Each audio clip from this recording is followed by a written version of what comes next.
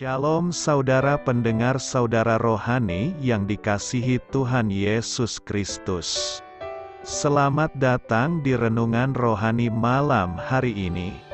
Selamat malam, saya berdoa agar saudara sehat selalu. Semoga Roh Kudus hadir di tengah kita saat ini. Sebelum kita mulai renungan malam ini, marilah kita bersama-sama berdoa. Bapa kami yang di surga, Bapa di dalam nama Tuhan Yesus Kristus, kami sungguh mengucap syukur, ya Tuhan, oleh karena Engkau sangat baik buat kami. Engkau ada bersama kami dan menopang hidup kami di siang hari dan di malam hari. Engkau ada bersama-sama dan menyertai kami. Tuhan, kami memuji dan bersyukur kepadamu pada malam hari ini, kami masih bisa berkumpul di rumah kami yang kecil ini.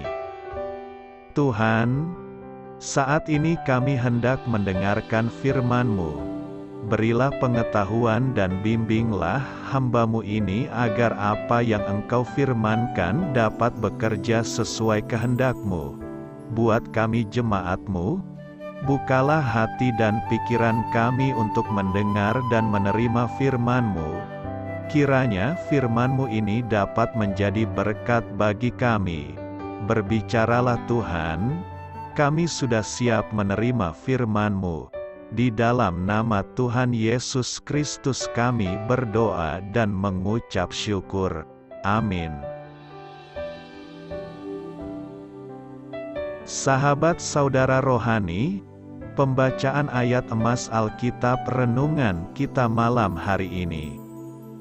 Nats pilihan kita adalah, karena begitu besar kasih Allah akan dunia ini, sehingga Ia telah mengaruniakan anaknya yang tunggal, supaya setiap orang yang percaya kepadanya tidak binasa, melainkan beroleh hidup yang kekal. Tertulis dalam kitab Yohanes 3 ayat 16, bacaan kita pada malam ini terambil dari kitab Yohanes 3 ayat 13 sampai dengan ayat 21. Tidak ada seorang pun yang telah naik ke sorga, selain daripada Dia yang telah turun dari sorga, yaitu Anak Manusia, dan sama seperti Musa meninggikan ular di padang gurun, demikian juga Anak Manusia harus ditinggikan, supaya setiap orang yang percaya kepadanya beroleh hidup yang kekal. Karena begitu besar kasih Allah akan dunia ini, sehingga Ia telah mengaruniakan anaknya yang tunggal, supaya setiap orang yang percaya kepadanya tidak binasa, melainkan beroleh hidup yang kekal. Sebab Allah mengutus anaknya ke dalam dunia bukan untuk menghakimi dunia, melainkan untuk menyelamatkannya oleh Dia. Barang siapa percaya kepadanya, ia tidak akan dihukum. Barang siapa tidak percaya, ia telah berada di bawah hukuman, sebab ia tidak percaya dalam nama Anak Tunggal Allah.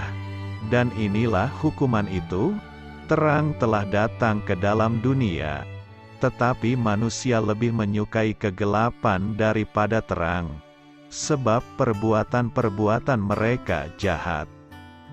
Sebab barang siapa berbuat jahat, membenci terang dan tidak datang kepada terang itu, supaya perbuatan-perbuatannya yang jahat itu tidak nampak, tetapi barang siapa melakukan yang benar, ia datang kepada terang, supaya menjadi nyata, bahwa perbuatan-perbuatannya dilakukan dalam Allah. Yohanes 3 ayat 13 sampai dengan ayat 21. Topik dari ayat emas renungan kita adalah, Kristus adalah bagian terpenting dari Natal. Mari kita mulai renungan malam kita. Judul renungan kita hari ini adalah, Terlupakan di dalam Hadiah. Kisah inspiratif. Di budaya Barat, masa Natal merupakan saat untuk memberikan hadiah secara besar-besaran. Sebuah toko serba ada yang terkenal di dunia, setiap tahunnya menerbitkan sebuah katalog hadiah-hadiah yang mewah. Salah satu dari hadiah yang mewah itu adalah Zeppelin senilai $10 juta. Zeppelin adalah sebuah balon udara yang memiliki panjang 69 meter dan lebar 15 meter. Balon udara tersebut sanggup terbang selama 24 jam tanpa melakukan pengisian ulang bahan bakar. Hadiah seperti itu memang tampak mewah bukan main, terutama apabila kita membandingkannya dengan palungan sederhana di mana Allah mengirimkan hadiah, yaitu putranya. Kerap kali, ketika kita saling bertukar hadiah, hadiah dari Allah itu pun menjadi terlupakan. Kita dapat menghindari kealpaan ini dengan mengingat untuk memberikan sesuatu dari hati. Kita dapat diilhami oleh kasih dan rasa syukur, tidak hanya kepada orang-orang terkasih, tetapi juga terutama untuk Sang Pemberi Agung dari semua hadiah yang baik, yaitu Bapa Surgawi kita. Bahkan hadiah yang paling kecil dan paling murah pun dapat mengembalikan ingatan kita kepada kota Bethlehem. Di kota kecil itulah Allah memberikan hadiah kasih-Nya yang tak ternilai kepada dunia, yaitu Anak-Nya yang tunggal, Yesus Kristus. Yohanes 3 ayat 16. Bersama dengan setiap hadiah yang kita terima dan yang kita berikan, kita dapat mengucapkan kata-kata ini dari dalam hati, syukur kepada Allah karena karunia-Nya yang tak terkatakan itu.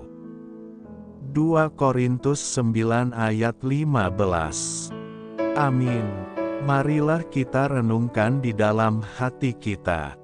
Yohanes 3 ayat 16 menjadi salah satu ayat Alkitab yang paling dikenal oleh umat Nasrani. Ayat ini disebut sebagai puncak seluruh Injil Yohanes. Bahkan, ada juga yang menyebut ayat ini sebagai intisari dari Alkitab. Faktanya, Yohanes 3 ayat 16 sebenarnya lebih dari semua keistimewaan itu. Mengutip buku Benih Sabda, Renungan Injil Sepanjang Tahun tulisan Stefan Lex, ayat Alkitab tersebut merupakan puncak iman Kristen di mana Tuhan Yesus menyatakan kasih-Nya dengan pengorbanan luar biasa. Lantas, bagaimana bunyi Yohanes 3 ayat 16? Apa makna sebenarnya dari ayat tersebut? Simak pembahasan singkatnya. Apakah Anda yakin benar bahwa Anda mempunyai kehidupan kekal dan Anda pasti masuk surga ketika meninggal? Allah ingin supaya Anda yakin. Alkitab berkata, "Semuanya itu kutuliskan kepada kamu, supaya kamu yang percaya kepada nama Anak Allah, tahu bahwa kamu memiliki hidup yang kekal." 1 Yohanes 5 ayat 13. Bayangkan Anda berdiri di hadapan Allah saat ini dan Ia bertanya, "Mengapa aku harus memperbolehkanmu masuk ke surga?" Apa yang Anda jawab? Mungkin Anda akan kehabisan kata-kata. Apa yang perlu Anda ketahui adalah bahwa Allah mengasihi kita dan menyediakan cara supaya kita dapat pasti akan tempat peristirahatan kekal kita. Alkitab menyatakannya demikian. Karena begitu besar kasih Allah akan dunia ini, sehingga Ia telah mengaruniakan Anak-Nya yang tunggal, supaya setiap orang yang percaya kepadanya tidak binasa, melainkan beroleh hidup yang kekal. Yohanes 3 ayat 16. Sebagai permulaan kita harus mengerti masalah yang menghadang kita dari surga. Masalahnya adalah bahwa hodrat berdosa kita sedang menghalangi kita mempunyai hubungan dengan Allah. Kita adalah pendosa dalam hodrat dan dalam pilihan. Karena semua orang telah berbuat dosa dan telah kehilangan kemuliaan Allah. Roma 3 ayat 23. Kita tidak dapat menyelamatkan diri kita sendiri. Sebab karena kasih karunia kamu diselamatkan oleh iman. Itu bukan hasil usahamu, tetapi pemberian Allah. Itu bukan hasil pekerjaanmu. Jangan ada orang yang memegahkan diri. Efesus 2 ayat 8-9. Sebenarnya kita patut mati dan dikirim ke neraka. Sebab upah dosa ialah maut. Roma 6 ayat 23. Allah adalah kudus dan adil dan harus menghukum dosa. Namun Ia juga mengasihi kita dan menyediakan pengampunannya kita dari dosa. Yesus berkata, "Akulah jalan dan kebenaran dan hidup. Tidak ada seorang pun yang datang kepada Bapa kalau tidak melalui aku." Yohanes 14 ayat 6. Yesus mati bagi kita di atas kayu salib. Sebab juga Kristus telah mati sekali untuk segala dosa kita. Ia yang benar untuk orang-orang yang tidak benar, supaya Ia membawa kita kepada Allah. 1 Petrus 3 ayat 18a. Yesus dibangkitkan dari kematian. Yesus yang telah diserahkan karena pelanggaran kita dan dibangkitkan karena pembenaran kita. Roma 4 ayat 25. Jadi, jika kita mempertimbangkan pertanyaannya, bagaimana saya dapat pasti saya akan ke surga jika mati? Jawabannya adalah percayalah dalam Tuhan Yesus Kristus dan Anda akan diselamatkan. Tetapi semua orang yang menerimanya diberinya kuasa supaya menjadi anak-anak Allah, yaitu mereka yang percaya dalam namanya. Yohanes 1 ayat 12. Anda dapat menerima kehidupan kekal sebagai anugerah gratis. Karunia Allah ialah hidup yang kekal dalam Kristus Yesus, Tuhan kita. Roma 6 ayat 23. Anda dapat mengalami hidup yang penuh, yang bermakna sekarang juga. Yesus berkata, "Aku datang, supaya mereka mempunyai hidup, dan mempunyainya dalam segala kelimpahan." Yohanes 10 ayat 10. Anda dapat menghabiskan kekekalan bersama Yesus di surga, karena Ia telah berjanji, "Dan apabila Aku telah pergi ke situ dan telah menyediakan tempat bagimu, Aku akan datang kembali dan membawa kamu ke tempatku, supaya di tempat di mana Aku berada, kamu pun berada." Yohanes 14 ayat 3. Jika Anda mau menerima Yesus Kristus sebagai juru selamat pribadi Anda dan diampuni Allah, Anda dapat berucap doa sekarang juga. Kami salinkan sebuah doa sebagai referensi, dan harus dimengerti doa sendiri tidak dapat menyelamatkan pada hakikatnya sendiri. Hanya mempercayai Yesus Kristuslah yang dapat menyediakan pengampunan dari dosa. Doa ini hanya sebuah cara mengekspresikan iman Anda kepada Allah dan bersyukur padanya atas pengampunan yang Ia berikan. Ya Allah Bapa di surga, Aku tahu bahwa aku telah berdosa terhadap Engkau dan memang layak dihukum. Tapi Yesus Kristus telah mengambil hukumanku supaya dalam iman padanya aku dapat diampuni. Sekarang saya mulai mempercayakan keselamatan jiwaku padamu. Terima kasih atas kasih karunia-Mu dan pengampunan-Mu, Bapa. Amin. Apakah Anda membuat keputusan untuk menerima Kristus karena apa yang Anda baca di sini? Jika demikian, klik pada tombol "Saya telah menerima Kristus pada hari ini" di bawah.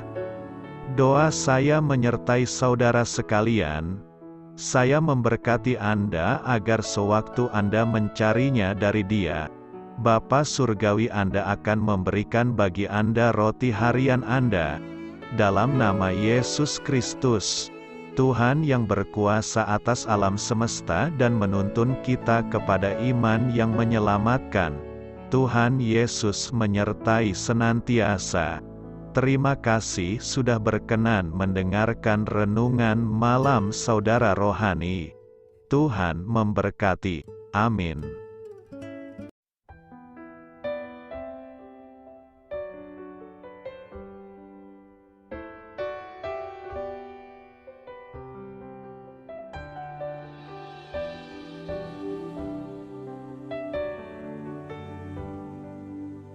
Marilah kita renungkan, sahabat saudara rohani, demikianlah renungan firman Tuhan malam hari ini. Semoga menjadi berkat di dalam hidup kita dan menjadikan kita pribadi yang lebih baik. Sebelum kita beristirahat pada malam hari ini, marilah kita berdoa. Bapa kami yang di surga, Bapa di dalam nama Tuhan Yesus Kristus, kami sungguh mengucap syukur, ya Tuhan, oleh karena Engkau sangat baik buat kami. Engkau ada bersama kami dan menopang hidup kami di siang hari dan di malam hari. Engkau ada bersama-sama dan menyertai kami, ya Tuhan Yesus.